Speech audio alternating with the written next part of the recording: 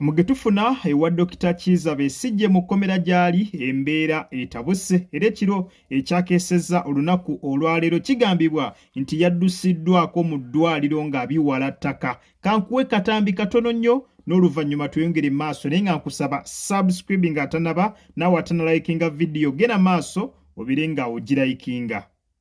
Mu upper prison kulaba Dr. Besigye n'abasibe abalala bonna abaliyo. Tulabye Bobby Young, tulabye Haji Obedi Lutale, Dr. Besigye tetusobodde mulaba, bategeeza nti mulwadde nnyo, munafu nnyo, tasobola kuva mu buliri. Ekisinze n'omulwaze nnyo kubanga ali mu kwekalakaasa yazira emmere okuva olwokusatu oluwedde kubanga bamusibye awatali musango ate mu bumenyi bw'amateeka. Obubaka bwatuweereza bwatusabye tubawe nti mulwane nga temulwanirira Dr. Besigye yekka wabula abasibe bonna abasibwe kkooti y'amagye mu bumenyi bw'amateeka abalemezeddwa mu makomera mu bumenyi bw'amateeka. Tutegezeddwa n'okutegeezebwa nti Minisita Museveni bali mu nsi olunaku lwajjo yazze mu ddwaliro ng'agezaako okulaba Dr. Besigye yamwekanze bwekanze yaze mu kkomera ng'agezaako okumulaba naye teyamulabye teyayogedde naye yamwekanze bwekanzi talina kyeyamugambye naye era tumanyi nti Minisita Museveni ajja kuvaayo abeeko byagamba eggwanga. No ye President Robert Sentamu Kyagulanyi bigambo bye akansuubire osobodde okubeera nga bw'otyo omwewulirirako. Amakya ga leero bakedde akugenda kulabika nga bakyalirako aku Dr. Kizza Besigye lwakuba abagamba tebasobodde kubeera nga bwe batyo bamulaba olw'ensonga abasirikale babategeezezza nti omukulu tali mu mbeera nnungi wadde yadde n'omulundi n'ogumu nti era ako katanda we yeebase abadde tasobola kusitukawo kujja kulabika nga mwanatu abalaba. Ayongeddeko n'ategeeza nti omukulu okuva lwe yatwalibwa mu kkomera yazira emmere mbu takyalya olw'embeera y'okwekengera n'embeera y'okubeera nga ali mu kwekalakaasa okusobola okubeera nga mwanatu ateebwa. Embeera y'obwetyo bweyimiridde kakati ng'abalala bakyali mu kusaasira Dr. Kizza Besigye okubeera nga yakwatibwa ate abamu basanyufu nnyo. Kankuwe ku katambi n'oluvannyuma tweyongere maaso. Kati mumute dani mumute bemuwa obuyinza mumute mmalina okutugamba nti Kyagulanyi president dani mumute ati tontutewa kati mumute anti kati mulinga abali mu kufosinga President Museveni temukkirizibwa kumutiisatiisa. First of all Museveni si yamukwata ekyo njagala bannayuganda bakimanye takirinamu na mukono security ekola okunoonyeza kwayo nga bakwata abalala nga bakwata bana basa emyaka 4 nga bakwata baki ye yamukwata je mbamwogerera nayo ate no tekyalina right kati kubanga ali mu kooti. Why mupininga president? Why? Kuba yalina akasembayo akaki akutekadi yali mu kooti yalina kadi esinga kooti nti semateeka yes penal code Kizza President Museveni alina right emugamba nga waliwo ate mu biseera ki takera bukazi naga lero ntadde gundi no owa president balonda bulonde mwesimiwa Yoweri Kaguta Museveni of Uganda amnesty yo mwagala muzeyi amutengani ne muzeyi kooti zimufuga. You are the most experienced leader in Africa. Mwogerezeganye ne kooti lwaki kooti emumye bail?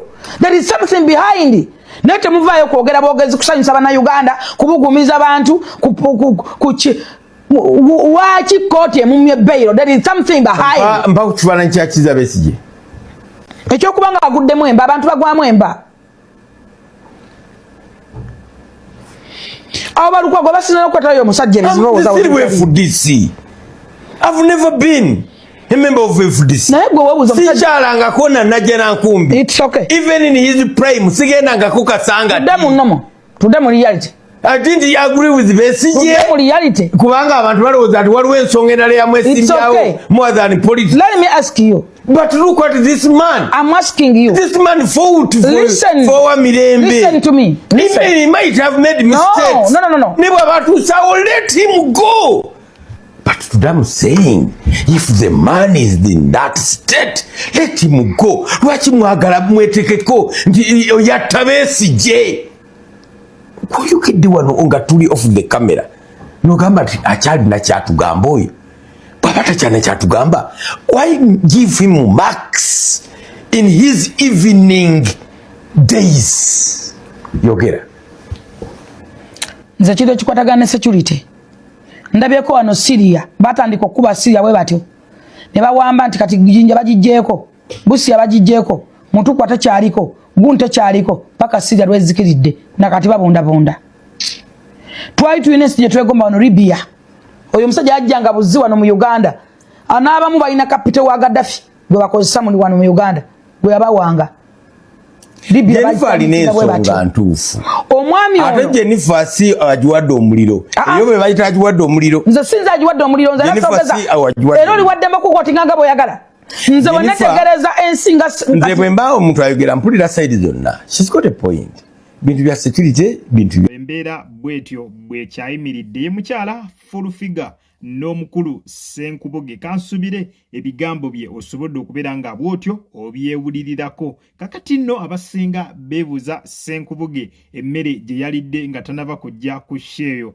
kubanga ye yekka abadde ddala ayogera ebigambo ebitegeerekeka nga yagamba omusajja ekyamazima ateebwe bamute kubanga tewali nsonga emusibisa ate mbwera n'okwatibwako oba singa afiira mu kkomera omuntu agenda onenyezebwa si mulala okujjako gavumenti yegenda okubeera nga enenyezebwa nti yakoze ki nti ye yamusse so ye asabye nti abeere nga ateebwa ate ye omukyala Jennifer Fulufiga akyalemeddeko n'agamba kasita Kyagulanyi yatugamba nti ye president kale bw'abanga ye president ku luno atulage ddala nti ye president agende maaso aberenga ata Dr. Kizza Besigye mbukiri ekyogamba nti president kireme kubeera nga akyogera bwogezi mbigambo wabula ku luno atekinge action agende maaso ayite mu mateeka aberenga ata Dr. Kizza Besigye byebigambo by'omukyala Jennifer Fulufiga yalaga nti talinaamu kusaasira wadde yadde n'olunaku n'olumu naye Ssenkubuge ategeezezza nti ekyamazima omusajja bandisaanye ne babeera nga bwe batyo abamuta azenga abonaabona kuviira ddala lwe yasalawo okwesimba ku pulezidenti Yoweri Kaguta Museveni bamusibye enfunda eziwera atiyagaasi bamukubye enfunda eziwera kaakati ne kati wano mu bukadde bwe watuuse okubeera nga amaanyi gakendedde era gavumenti eraga ekyamunyigiriza gavumenti eraga ekyamuteekako akazito kali Ssenkubuge bw'atyo asabye nti ekyamazima gavumenti yandibadde ista omusajja ng'embeera tenaba kubeera nga esajjuka ng'omusajja aleme kufiira mu kkomera kuba ddala n'afiira mu kkomera ekyamazima kiba kikosa gavumenti era buli muntu omusango abeera agenda kugusalira ki abeera agenda kubeera nga bw'atyo